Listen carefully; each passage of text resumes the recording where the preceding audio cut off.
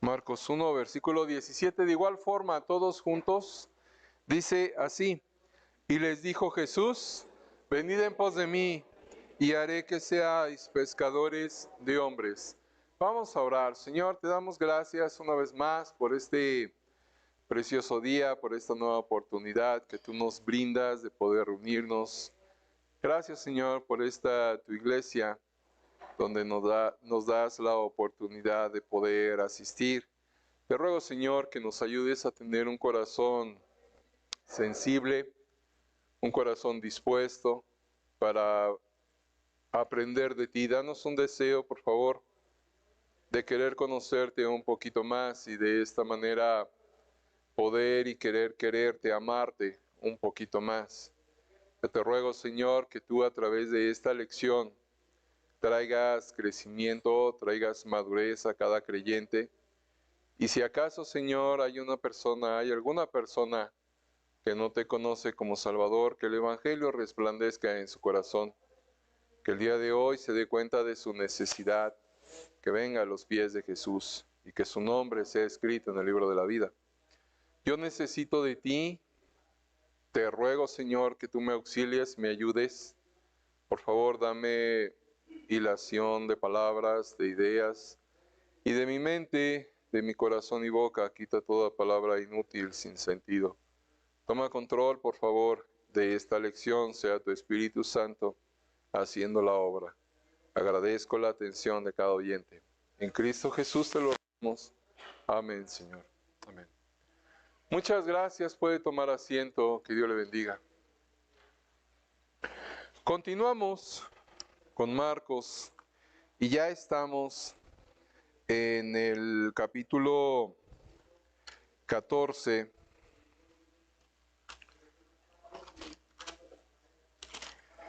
Capítulo 14.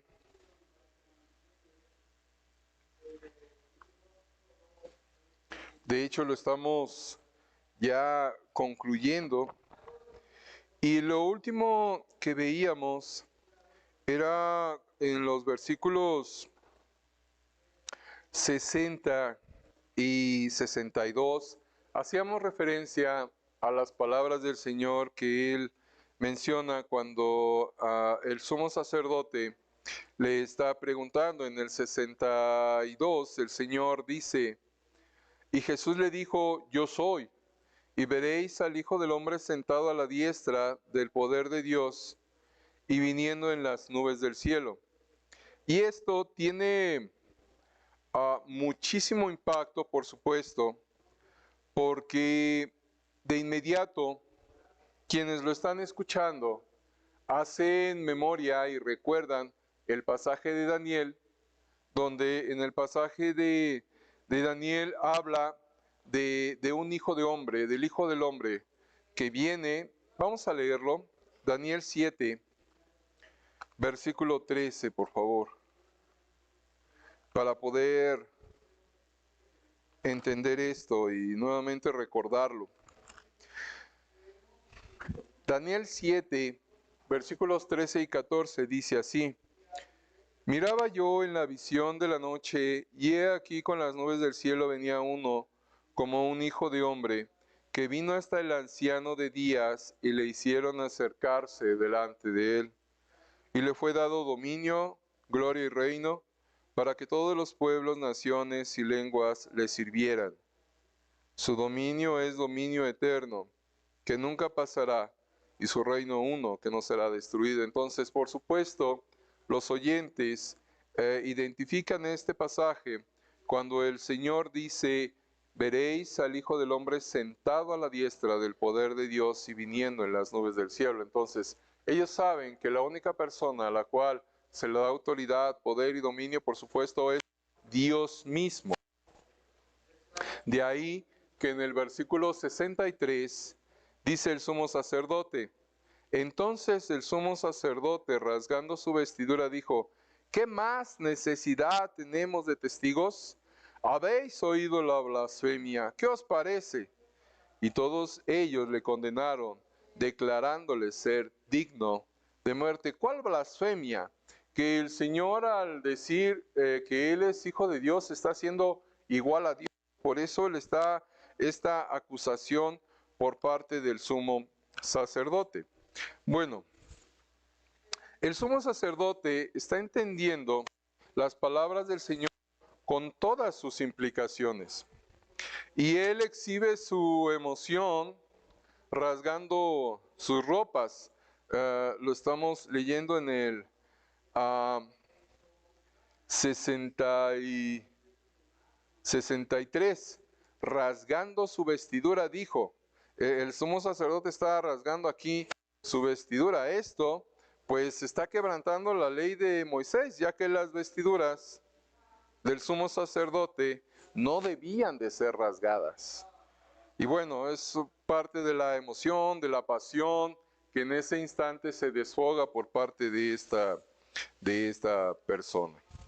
En los siguientes versículos, pues comenzamos a ver, de hecho, continuamos viendo a todo lo que es expuesto el Señor, ya que en el versículo 65 nos dice, y algunos comenzaron a escupirle y a cubrirle el rostro y a darle de puñetazos y a decirle, profetiza.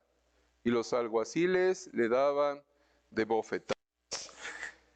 Pues vemos cómo el Señor continúa siendo maltratado. Recordemos que Él fue apresado después de una intensa agonía por parte del Señor mientras estaba orando y comienzan los maltratos para con el Señor. Aquí entonces le condenan a morir por afirmar que Él es el Mesías. Su trato para con Él constituyó y constituye la peor indignidad que tuvo que soportar. Imaginemos, si es posible, lo que significa lo que nos está diciendo y describiendo Marcos, que escupieran al rostro del Hijo de Dios. La farsa de este juicio continúa. Pedro está a punto de pasar por una gran tentación. Leemos versículo 66 en adelante. Estando Pedro abajo en el patio, vino una de las criadas del sumo sacerdote. Y cuando vio a Pedro que se calentaba, mirándole, dijo, tú también estabas con Jesús el Nazareno. Mas él negó, diciendo, no le conozco, ni sé lo que dices. Y salió a la entrada y cantó el gallo. Y la criada, viéndole otra vez, comenzó a decir a los que estaban allí, este es de ellos. Pero él negó otra vez. Y poco después, los que estaban allí dijeron otra vez a Pedro, verdaderamente tú eres de ellos, porque eres Galileo, y tu manera de hablar es semejante a la de ellos. Aquí vemos que una criada, y no por menospreciar a las personas, por supuesto, en ningún instante, mas una criada está haciendo que Pedro negara a su Señor. En esta ocasión, Pedro se avergüenza de ser reconocido como un seguidor de Jesús. Aquí cabe hacer una pregunta muy interesante e importante para nosotros. ¿Hemos estado nosotros alguna vez en una situación semejante? ¿Qué semejante? ¿Semejante de qué? En donde nos vemos tentados y por nosotros mismos obligados a negar al Señor por X situación. Solamente usted y Dios conoce la respuesta. Si en alguna ocasión, en algún momento, por alguna circunstancia, por nuestras acciones, inclusive por nuestras palabras, hemos negado a nuestro Señor. Nuevamente les repito que en ocasiones para nosotros pudiera ser demasiado fácil señalar a Pedro. Sus arrebatos, sus emociones, las palabras y acciones que leemos él dijo, las acciones que él hizo. Sin embargo, nosotros podemos encontrarnos y nos hemos encontrado, si somos honestos, en la situación de que hemos negado a nuestro Señor. En el tercer encuentro que tiene Pedro, pues él manifiesta su debilidad y le causa problemas. Su forma de hablar le pone en evidencia, ya que es lo que le señala en esta tercera ocasión, en donde dice, tú hablas como uno de ellos, dice en el 70 al final, y tu manera de hablar es semejante a la de ellos. Por supuesto que aquellas personas que escuchaban al Señor y Pedro, siendo uno de los apóstoles y estando cerca del Señor, por supuesto que recibiendo la enseñanza de Él, comenzó a hablar como el Señor, hablando de esa manera. Y es lo que lo identifica. Pero en el 71 vemos un cambio radical, ya que el versículo 71 dice, entonces él comenzó a maldecir.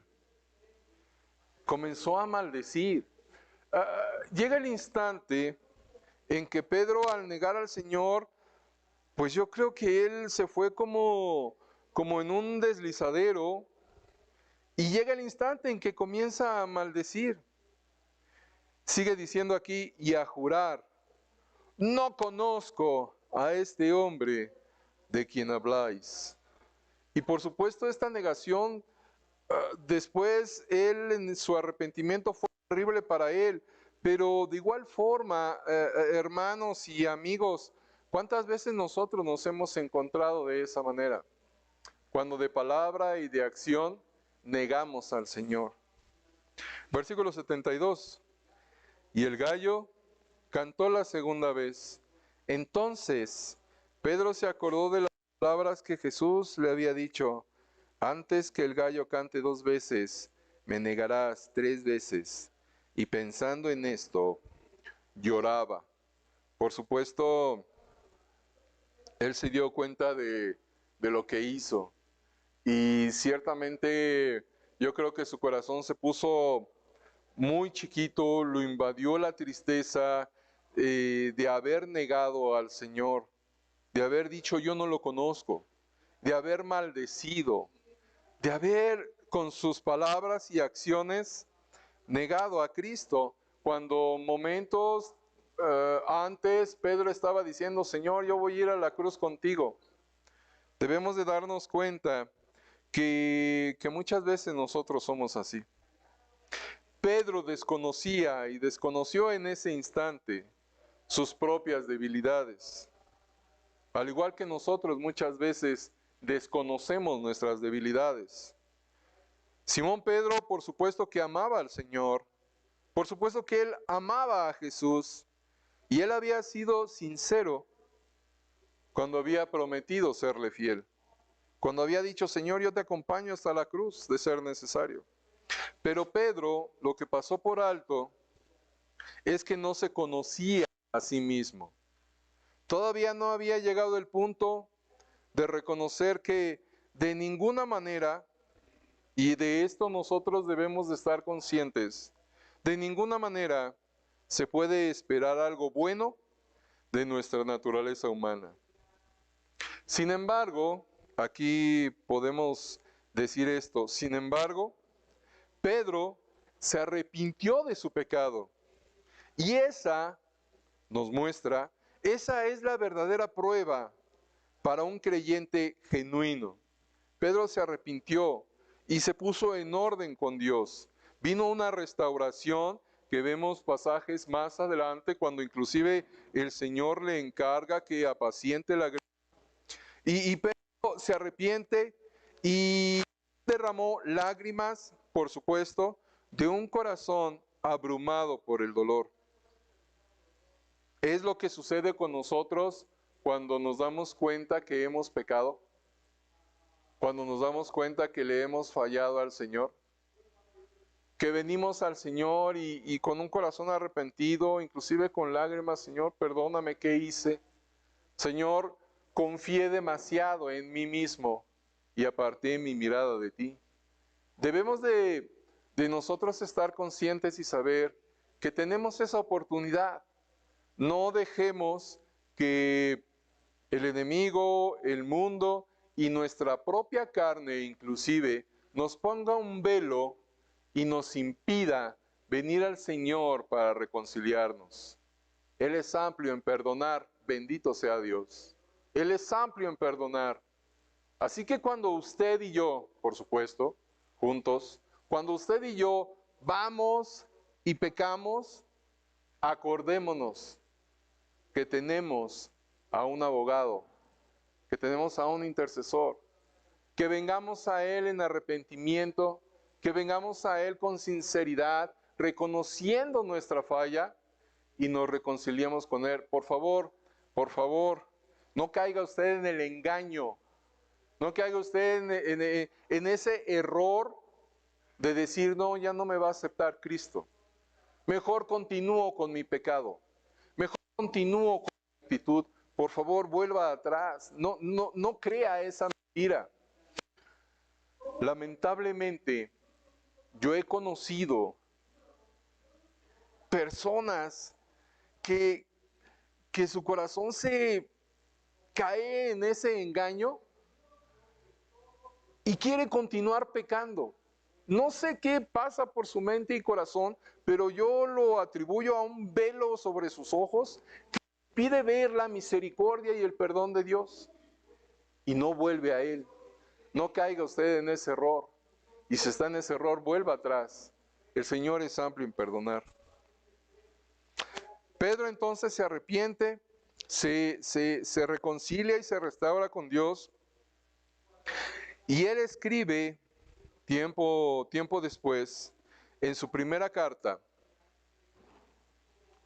en Primera de Pedro,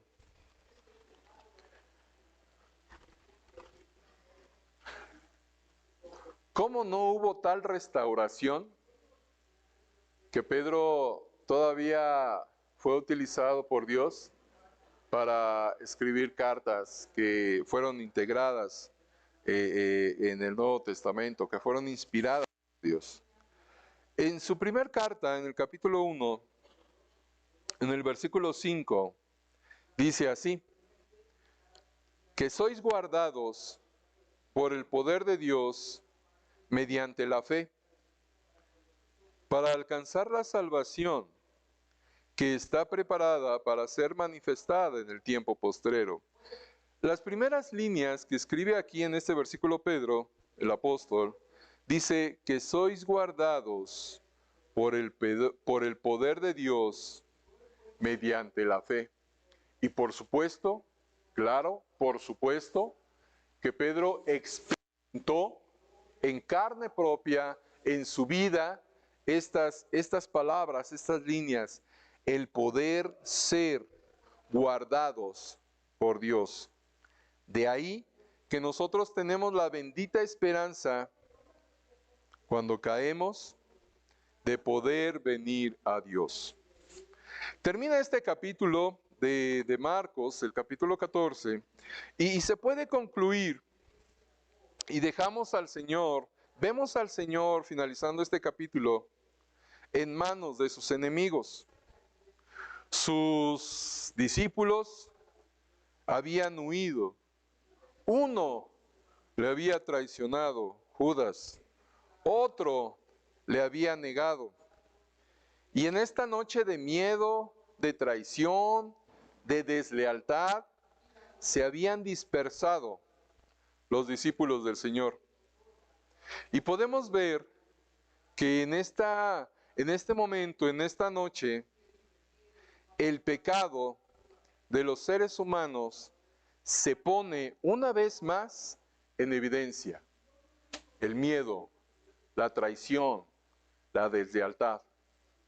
Y en cosa paradójica, damos inicio con el capítulo número 15,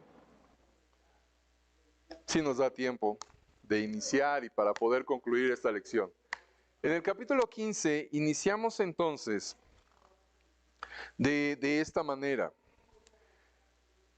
Continuamos con el camino de la pasión del Señor, que va a culminar con su crucifixión. Por supuesto que todas las escrituras son inspiración de Dios y son provechosas, como el apóstol Pablo lo escribe en su carta a Timoteo, que toda la palabra de Dios es inspirada por Dios.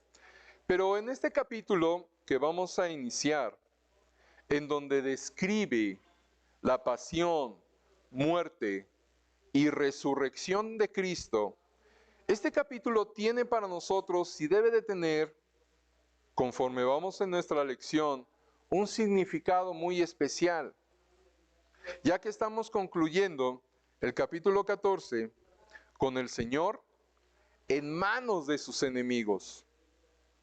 Los suyos se han dispersado. Uno le traiciona, el otro le niega. En esa noche podemos ver que el pecado está tratando de destruir al Señor. Y el Señor está haciendo algo con respecto a ese pecado, ya que el Señor supo y sabe que va a morir por ese pecado. ¿Cuál pecado? Su pecado y el mío. Haciéndolo un poquito más personal.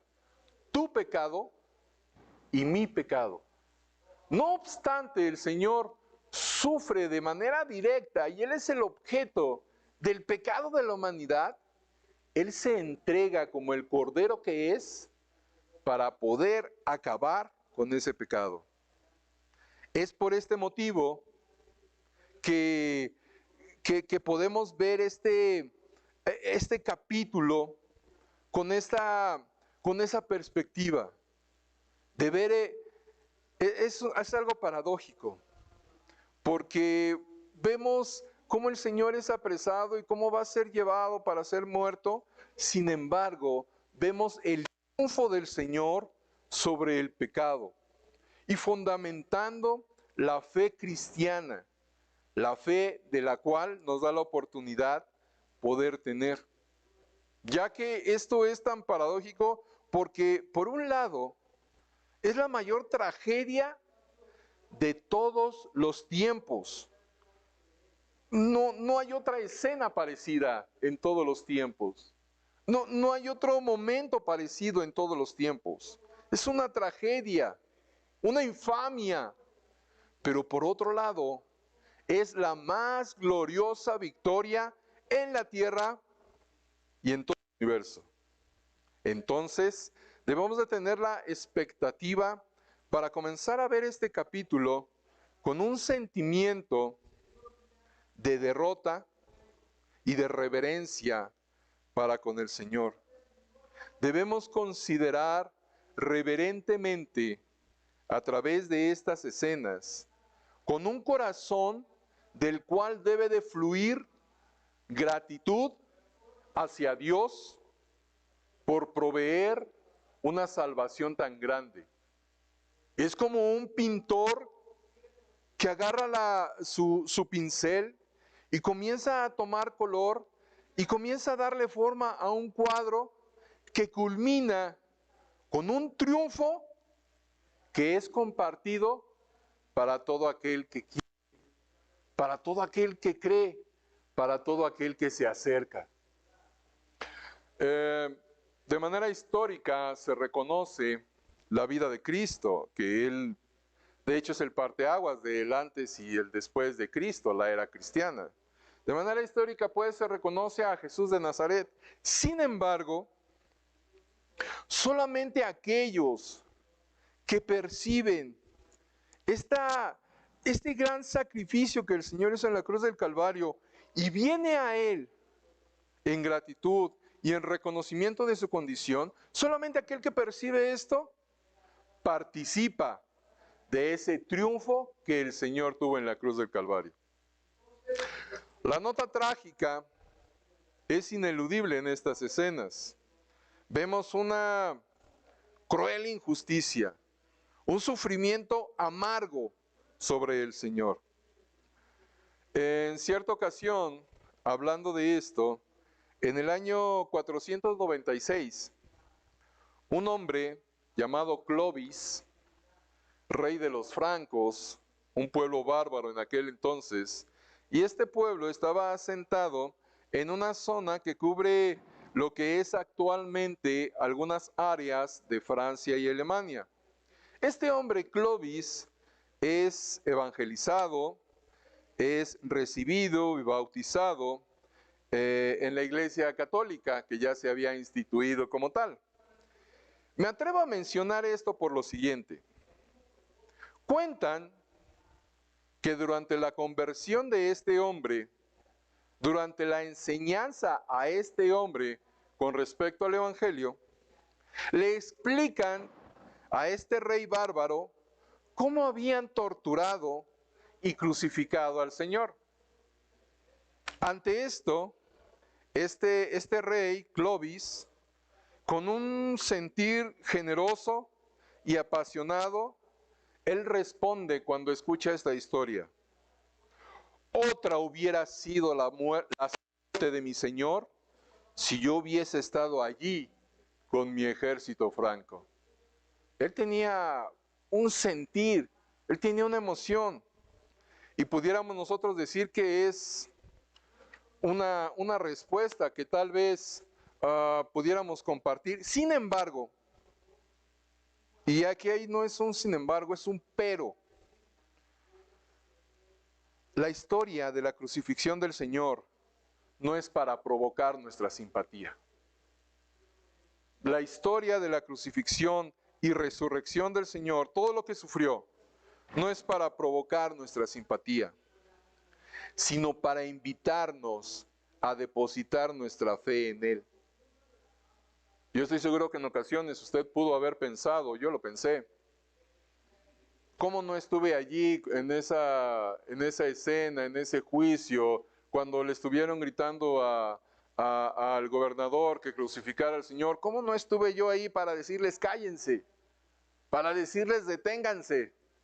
Iluso de mí, inocente de mí, porque si hubiera estado ahí, yo a viva voz y a voz en cuello, tal vez el más gritón de todos, de igual forma hubiera dicho, crucifícale. No sé si usted lo ha pensado, a lo mejor sí, a lo mejor no.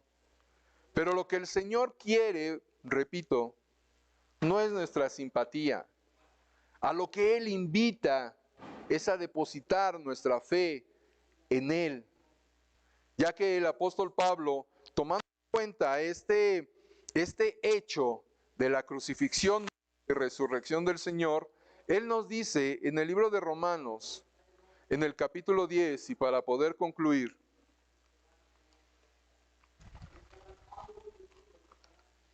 el apóstol dice así en Romanos 10, versículo 9, que si confesares con tu boca que Jesús es el Señor, y creyeres en tu corazón que Dios le levantó de los muertos, serás salvo.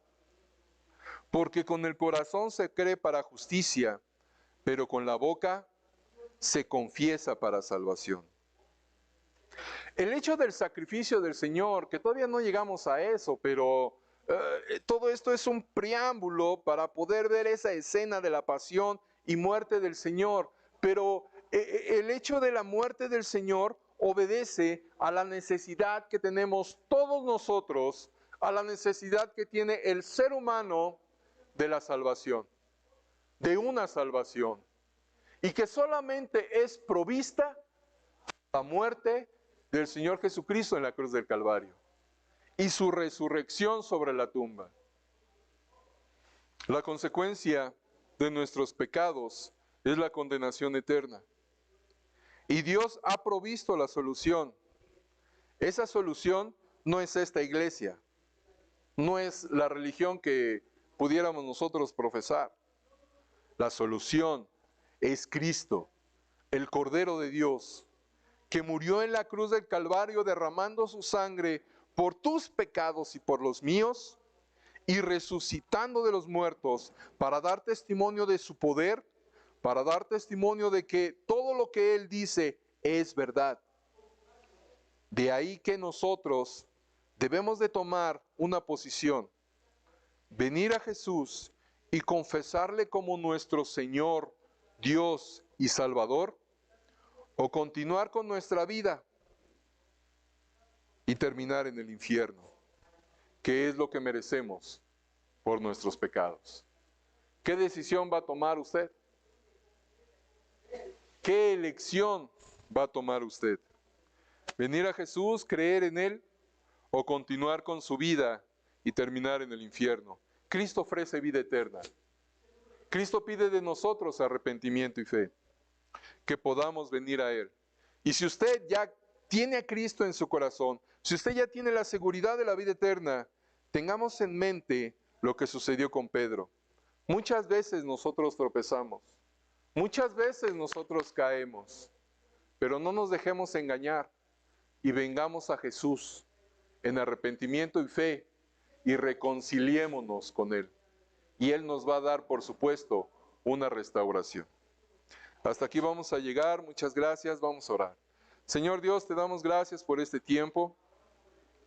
Tal vez no pudimos avanzar mucho, sin embargo, Señor, gracias por tu palabra y gracias por el regalo de la vida eterna que nos das en Jesús. Yo te pido, Señor, por aquella persona que todavía no tiene a Cristo en su corazón, que se dé cuenta de su necesidad y que venga a los pies de Jesús. Yo te pido por mis hermanos que de una o de otra forma, Señor, hemos caído, hemos pecado, que vengamos a ti, nos pongamos en orden contigo, te pidamos perdón y busquemos, Señor, una reconciliación, una restauración, para procurar y mantener una relación estrecha, íntima contigo. Bendice, Señor, pues estas líneas, bendice el tiempo que sigue. Gracias por la paciencia y atención de cada uno. En el nombre de Jesús. Amén.